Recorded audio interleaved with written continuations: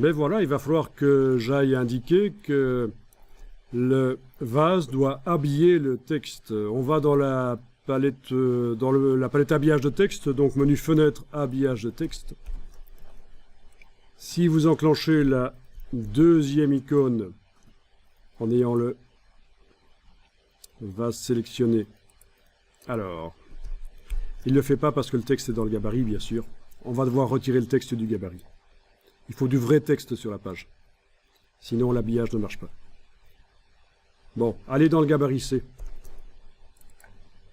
Double-cliquez dans le gabarit C.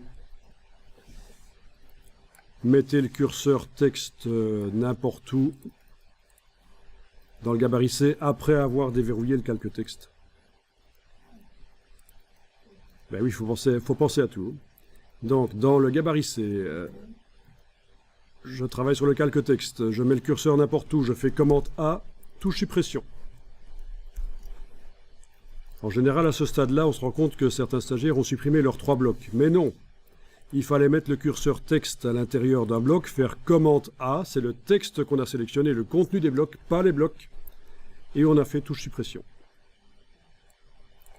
À partir de là, retournez sur la page 4, et dans le bloc texte,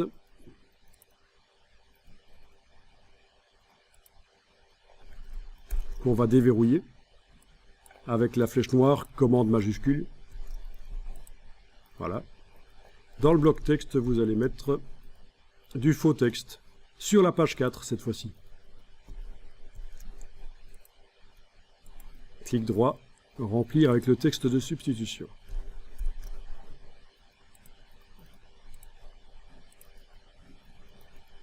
Je verrouille le calque texte, je sélectionne mon image, j'enclenche la deuxième icône, là ça fonctionne. Donc le texte venant du gabarit ne pouvait pas être habillé par le vase, mais si le texte est sur la page, ça marche.